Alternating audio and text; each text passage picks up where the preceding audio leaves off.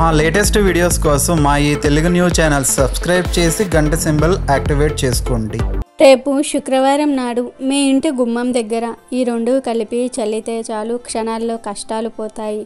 లక్షలు కాదు కోట్లు వస్తాయి. లక్ష్మీదేవి అనుగ్రహం కలుగుతుంది. ధన సమస్యలు పోతాయి. అప్పుల బాధలన్నీ కూడా పోతాయి. సులభంగా మీకు ఉన్న డబ్బు సమస్యలు పోతాయి. వద్దన్న డబ్బు వస్తుంది. ఈ చిన్న పరిహారంతో మీకు ఉన్న సమస్యలన్నీ కూడా చాలా సులభంగా పోతాయి. లక్ష్మీదేవి మీ ఇంట్లో తిష్ట వేసుకుని కూర్చుంటుంది. మీకు రావాల్సినంత ధనం వస్తుంది. కనుక శుక్రవారం రోజున దీనిని ఇంటి గుమ్మం దగ్గర చల్లండి. దీనిని చల్లటం వలన మీ ఇంట్లో ఉండే కష్టాలు, బాధలు, కన్నీళ్లు అన్నీ కూడా పోతాయి. చాలా అద్భుతమైన ఫలితం వస్తుంది. ఈ పరిహారం చేసుకోవటం వలన మీకు అద్భుతమైన ఫలితాలు వస్తాయి. ఇంట్లో ఎలాంటి సమస్యలు అనేవి రావు. కష్టాలనేవి రావు. బాధలనేవి లేకుండా మీరు చక్కగా సంతోషంగా ఉండగలుగుతారు.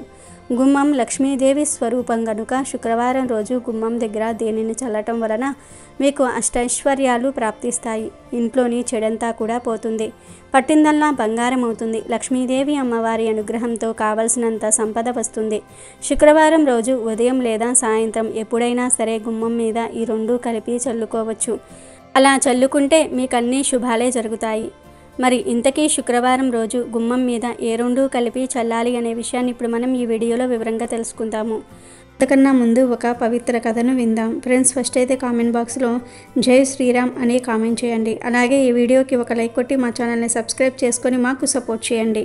పూర్వం ముగ్గురు యువ సాధువులు సత్యాన్ని అన్వేషిస్తూ దేశాలు తిరుగుతూ ఉన్నారు. ఆ సాధువులు 30 సంవత్సరాల నుండి 40 సంవత్సరాల మధ్య వయసు ఉన్నవారు. వారు పొట్ట నింపుకోవటం కోసం ఊరూరు తిరుగుతూ భిక్షాటన చేసేవారు. ఆ సాధువులు ఊరూరు తిరుగుతూ జీవితం యొక్క సత్యమైన మార్గాన్ని తెలియజేస్తూ ఉండేవారు. వారిది ఒక్కటే ఉద్దేశం. ప్రతి మనిషి కూడా తమ జీవితంలో సత్యాన్ని తెలుసుకోవాలని వారు అనుకునేవారు.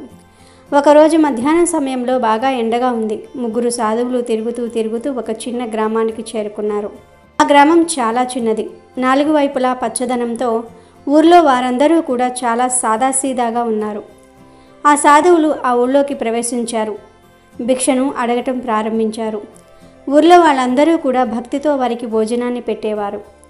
రోజు ఈ సాధువులు చెప్పే మాటలను శ్రద్ధగా వినేవారు. ఆ గ్రామ ప్రజలు కొంతమంది వారి సమస్యలకు పరిష్కారాలు అడిగి తెలుసుకునేవారు. ఇలా ఆ సాధువులు భిక్షాటనలు, బోధనలు చేస్తూ కడుపు నింపుకునేవారు. అదే ఊరిలో ఒక మూలన ఒక చిన్న కుటీరం ఉంది. ఆ కుటీరాన్ని చూసిన సాధువులు ఒక యువకుడిని ఇలా అడిగారు, ఈ కుటీరం ఎవరిది? మేము ఊరిలో ఉన్న వారందరి దగ్గర భిక్ష తీసుకున్నాము, కానీ ఈ ఇంటి నుండి మేము ఏమీ తీసుకోలేదని అడిగారు. అప్పుడు ఆ యువకుడు, మీరు ఈ కుటీరం వైపుకు అస్సలు వెళ్ళవద్దు. ఆ ఇంట్లో నివసించేవారు అస్సలు మంచివారు కాదని చెప్పాడు. అతని మాటలు విన్న సాధువులు ఆశ్చర్యంతో అదేమిటి, అక్కడ ఎవరు నివసిస్తున్నారని అడిగాడు. ఆ యువకుడు, అక్కడ ఒక విధవ స్త్రీ నివసిస్తుంది, కానీ ఇప్పుడు ఆమె ఒక వేశ్యలాగా మారిపోయిందని చెప్పాడు. ఈ గ్రామంలో చాలామంది పురుషులు రాత్రి సమయంలో ఆమె దగ్గరకు వెళ్తారు. ఆమె చాలా అందంగా ఉంటుంది. ఎవరైతే ఆమెను చూస్తారో వాళ్లను వాళ్ళు నియంత్రించుకోలేరని చెప్పాడు. ఆ యువకుడి మాటలు విన్న ఆ సాధువులు ఒకరికొకరు చూస్తూ మనసులో ఎలా అనుకుంటున్నారు, ఆ మహిళ యొక్క అందము అంత ప్రభావితమైనదా, ఆమె అందం అంత ఆకర్షణీయంగా ఉంటుందా అని అనుకుంటూ ఆ ముగ్గురు ఒక నిర్ణయానికి వచ్చారు. ముగ్గురు సాధువులు ఆ మహిళను కలవడానికి వెళ్ళాలని నిర్ణయించుకున్నారు. వారు ఆ కుటీరం వద్దకు వెళ్ళారు. వారు గుమ్మం ముందు నిలబడి భిక్షాన్ దేహి అని అరుస్తూ ఉన్నారు. కొంచెం సేపటికి ఆ కుటీరం నుండి ఒక అందమైన స్త్రీ బయటకు వచ్చింది. ఆమె అత్యంత సౌందర్యంగా ఉంది. పొడవైన జుట్టు, అందమైన కళ్ళు, ఆ కళ్ళల్లో ఏదో రహస్యాన్ని దాచిపెట్టినట్లుగా ఆమె కనిపిస్తుంది. ఆ సాధువులు ఒక్క క్షణం ఆమెను అలా చూశారు. ఇంతలో ఆ స్త్రీ నవ్వుతూ వాళ్లకు నమస్కరిస్తూ, నేను చాలా అదృష్టవంతురాలిని. ఈరోజు నా గుమ్మంలోనికి గొప్ప సాధువులు వచ్చారు. నిజానికి ఇక్కడికి ఎప్పుడూ కూడా పురుషులు మాత్రమే వస్తారు. వారందరూ కూడా వేరే ఉద్దేశాలతో వస్తారు. మొదటిసారి నా గుమ్మంలోనికి భిక్షం అడగడానికి మీరు వచ్చారని ఆమె ఎంతో సంతోషించింది. అప్పుడు ఆ సాధువులు చాలా శాంత భావనతో, అమ్మా, మాకు ఏదైనా భిక్షం ఇస్తావా అని అడిగారు. అప్పుడు ఆ మహిళ నవ్వుతూ, భోజనం సంగతి వదిలివేయండి స్వామి, మీకు ఇంకేదైనా కావాలంటే ఇక్కడ అది కూడా లభిస్తుంది. మీకు కావాలా అని అడిగింది. అప్పుడు ఆ సాధువులు నవ్వుతూ, లేదమ్మా, మేము మహమాయకు దూరంగా ఉంటాము, మాకు కొద్దిగా త్రాగడానికి నీళ్లు ఇవ్వండి అని అడిగారు. అప్పుడు ఆమె లోపలికి రండి స్వామి, మీకు నీళ్లు తీసుకొస్తాను అంది. వారేమీ భయపడకుండా లోపలికి వెళ్ళారు. ఆ ఇంట్లో నేలపైన కూర్చున్నారు. కొంతసేపటికి ఆ మహిళ నీళ్లు తీసుకొని వచ్చింది.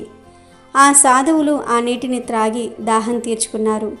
అప్పుడు అందులో ఒక సన్యాసి, అమ్మా, నీ స్వభావం చిన్నప్పటి నుంచి ఇలానే ఉందా, లేదంటే నీ పరిస్థితులు నిన్ను ఇలా మార్చేశాయా అని అడిగారు.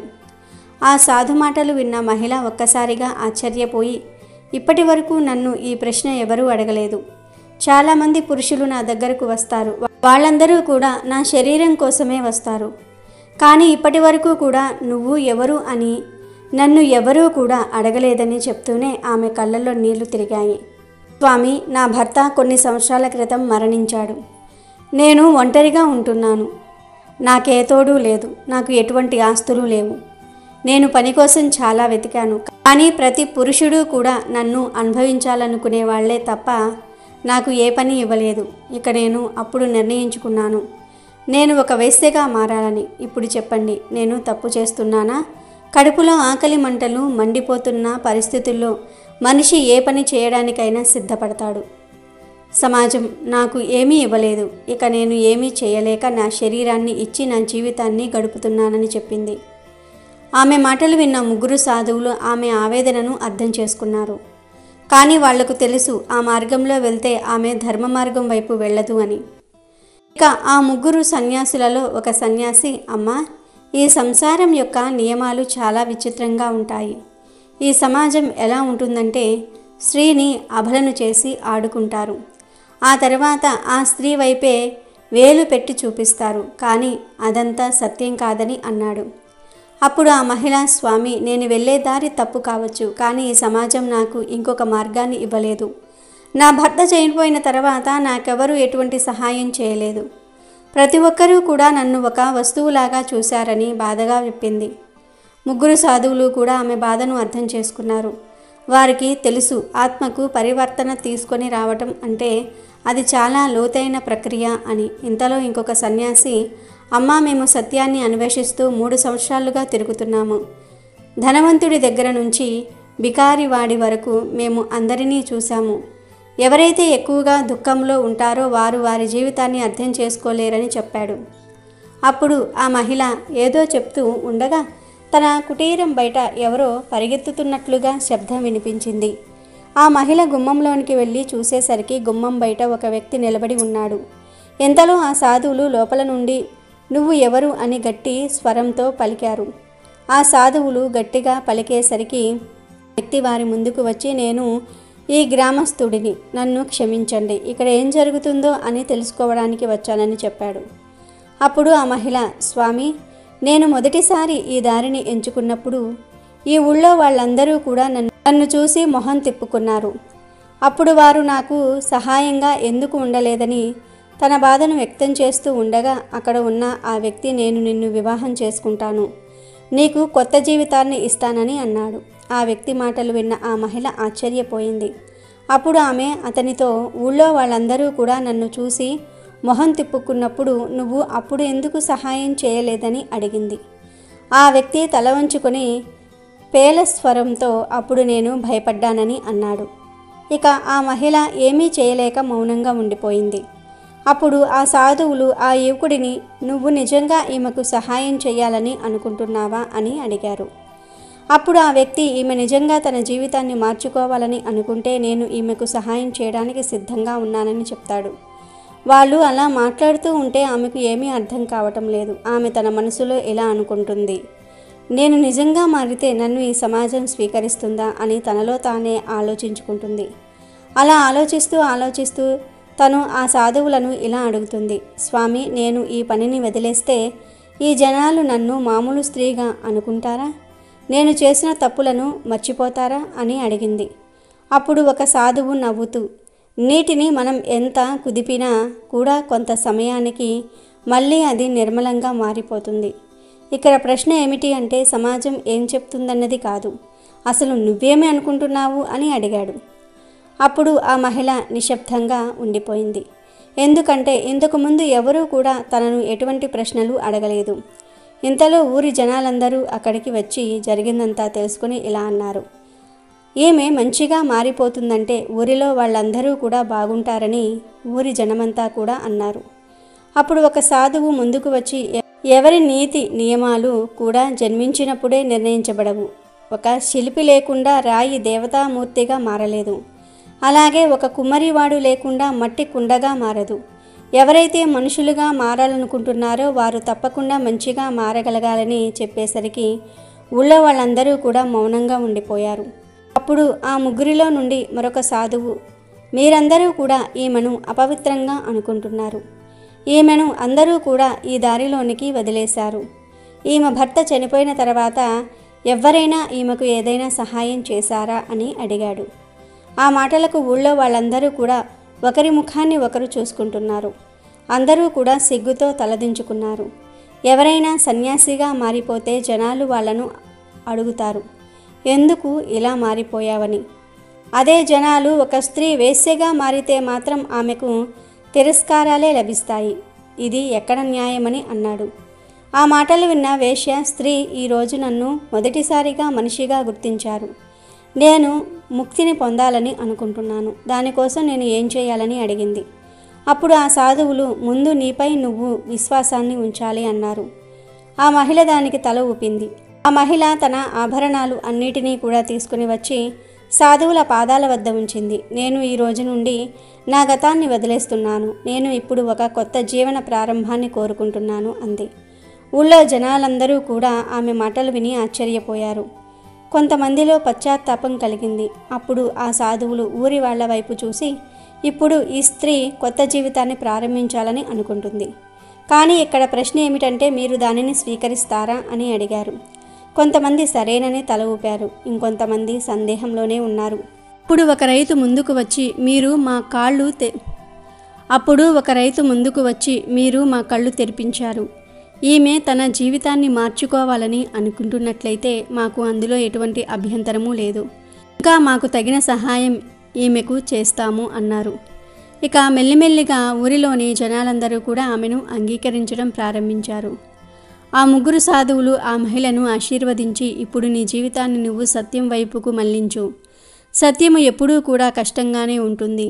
ఎన్ని బాధలు వచ్చినా నువ్వు నీ ధైర్యాన్ని కోల్పోవద్దు. అదే నీకు వాస్తవిక ఆనందాన్ని ఇస్తుందని చెప్పి ఆ సాధువులు వెళ్ళిపోయారు. ఆ మహిళ ఆ రోజు నుండి ఊరిలో ఉన్న ఆలయంలో పూజాది కార్యక్రమాలు చేసుకోవటం ప్రారంభించింది. తన సమయాన్నంతా కూడా భక్తి సేవా కార్యాలలో గడపటం ప్రారంభించింది. మెల్లిమెల్లిగా ఊరి వారందరూ కూడా ఆమెను స్వీకరించారు. ఎవరైతే ఆమెను చెడు దృష్టితో చూశారో వారు కూడా ఆమెను గౌరవించడం మొదలుపెట్టారు. ఊరిలో ఉన్న చాలామంది మహిళలు ఈమె మార్గంలో నడవడం ప్రారంభించారు.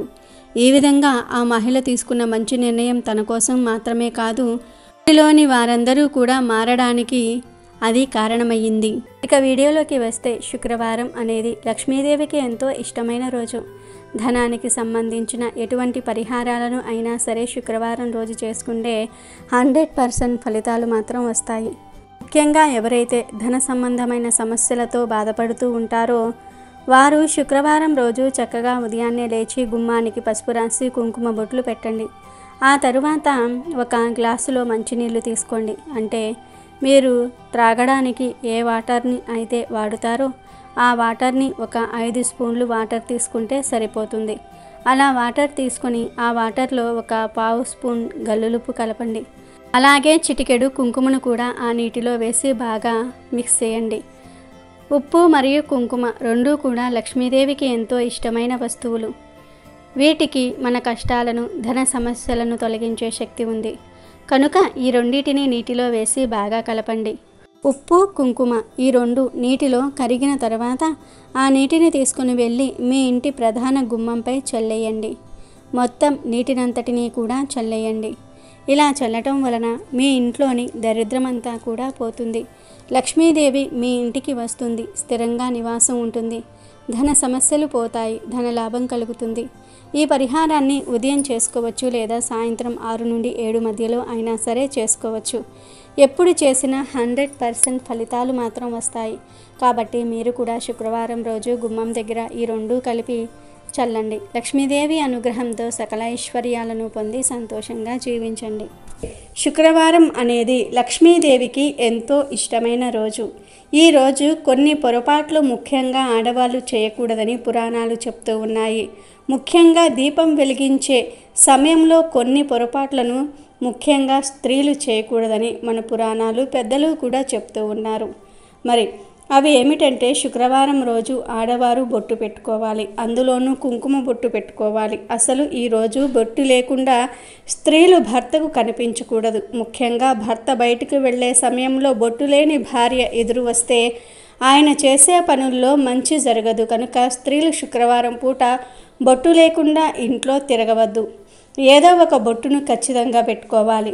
అలాగే చాలామంది స్త్రీలు తప్పనిసరిగా శుక్రవారం వచ్చిందంటే దీపారాధన చేస్తారు. అలా పూజ గదిలో దీపం పెట్టేటప్పుడు కొంతమంది ఆడవాళ్ళు తెలియక దీపాన్ని నేల మీదే పెట్టేస్తూ ఉంటారు. కానీ అలా చేయకూడదు. దీపాన్ని ఒట్టి నేల మీద పెట్టకూడదు. చిన్న ముగ్గు వేసి ఆ ముగ్గు మీద పెట్టాలి, లేదా ఒక ఆకు మీద కానీ ప్లేట్ మీద కానీ దీపం పెట్టాలి. అంటే మనం దీపం కుందెను దీపం వెలిగించిన తర్వాత ఎక్కడైతే పెడదాం అనుకుంటున్నామో అక్కడ చక్కగా పద్మ ముగ్గు వేయాలి. ఆ పద్మ ముగ్గు మీద ఆకు లేదా ఏదైనా ఇత్తడి ప్లేటు, స్టీల్ ప్లేట్ మాత్రం పెట్టకూడదు. ఏదైనా ఒక ప్లేటు పెట్టి లేదా ఒక ఆకును పెట్టి ఆ ఆకు మీద లేదా ఆ ప్లేట్లో దీపాన్ని ఉంచి అప్పుడు మనం దీపాన్ని వెలిగించాలి. అప్పుడే మనకు లక్ష్మీ కటాక్షం కలుగుతుంది. అప్పుడే మీరు చేసే దీపారాధనకు పూర్తి ఫలితం లభిస్తుంది. ఇక శుక్రవారం పూట సాయంత్రం సూర్యాస్తమయ సమయం అయిన తర్వాత చెత్త ఊడవడాన్ని అపవిత్రంగా భావిస్తూ ఉంటారు. శాస్త్రాల ప్రకారం శుక్రవారం సూర్యాస్తమయం అయిన తర్వాత చెత్త ఊడిస్తే మీ సంతోషం, అదృష్టం కూడా ఊడ్చిపెట్టుకుపోతాయి. శుక్రవారం చీకటి పడిన తర్వాత అంటే సూర్యాస్తమయం అయిన తర్వాత మహిళలు జుట్టు విరబూసుకుని తిరగకూడదు. అలాగే శుభ్రం చేసే పనులన్నిటినీ కూడా సూర్యాస్తమయానికి ముందుగానే పూర్తి చేసుకోవాలి. ఎందుకంటే లక్ష్మీ అనుగ్రహం కలగాలంటే లేదా కావాలంటే ఆ తల్లికి నచ్చిన పనులు మాత్రమే చేయాలి. మరీ ముఖ్యంగా శుక్రవారం పూట ఆడవారు చేసే కొన్ని తప్పుల వలన లక్ష్మీదేవి ఇంటికి రాకుండా వెళ్ళిపోతుంది. శుక్రవారం సాయంత్రం పూట ఎవరైనా సరే ఇంటికి వచ్చి పాలు, పెరుగు అడిగితే ఇవ్వవద్దు. పాలు, పెరుగు లక్ష్మీదేవికి ప్రతీక. కాబట్టి పాలు, పెరుగును వేరే వారికి ఇవ్వటం వలన మీ ఇంట్లోని లక్ష్మీదేవిని మీరే స్వయంగా బయటికి పంపిన వారవుతారు. వంటింట్లో ఉండేది అన్నపూర్ణాదేవి అంటే లక్ష్మీదేవి. కాబట్టి శుక్రవారం రాత్రి పడుకునే ముందు వంటగదిని, గ్యాస్ పొయ్యిని శుభ్రపరచుకొని పడుకోవాలి. ఇలా చేయకపోతే ఆర్థిక కష్టాలన్నీ కూడా కొని తెచ్చుకున్నట్లే అవుతుంది. లక్ష్మీదేవి అలిగి ఇంట్లో నుండి బయటికి వెళ్ళిపోతుంది. అలాగే లక్ష్మీ అనుగ్రహం కోరుకునేవారు ఆడవారు జుట్టు విరబూసుకుని నిద్రించకూడదు. ఎందుకంటే ఇలా రాక్షసులు చేస్తారు. కాబట్టి లక్ష్మీదేవికి ఇష్టం ఉండదు, అమ్మవారికి కోపం వస్తుంది. అదేవిధంగా శుక్రవారం రోజు స్త్రీలు ఇంట్లో వారితో లేదా ఇరుగు పొరుగు వారితో గొడవలు పడకూడదు.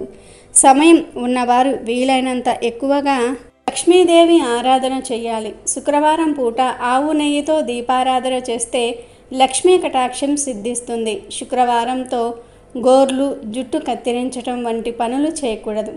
అదేవిధంగా స్త్రీలు శుక్రవారం పూట ఇంట్లోని బూజులు దులపకూడదు. ఈ పనిని వేరే రోజుల్లో చేసుకోవాలి, శుక్రవారం పూట మాత్రం చేయకూడదు. ఇలా శుక్రవారం రోజు ఈ నియమాలను పాటిస్తేనే లక్ష్మీదేవి అనుగ్రహం లభిస్తుంది. మీ ఆర్థిక సమస్యలు తీరుతాయి, ధనలాభం కలుగుతుంది. కాబట్టి స్త్రీలు శుక్రవారం రోజు ఈ పనులు చేయకుండా దీపారాధన విషయంలో కూడా తగు జాగ్రత్తలు తీసుకొని ఇప్పుడు మనం చెప్పుకున్న వాటిల్లో ఏ ఒక్క తప్పు కూడా చేయకుండా జాగ్రత్తగా ఉండండి. తప్పకుండా లక్ష్మీదేవి యొక్క అనుగ్రహం కలుగుతుంది. వీడియో నచ్చితే లైక్ చేయండి, షేర్ చేయండి, బట్ సబ్స్క్రైబ్ చేసుకోవడం మర్చిపోవద్దు.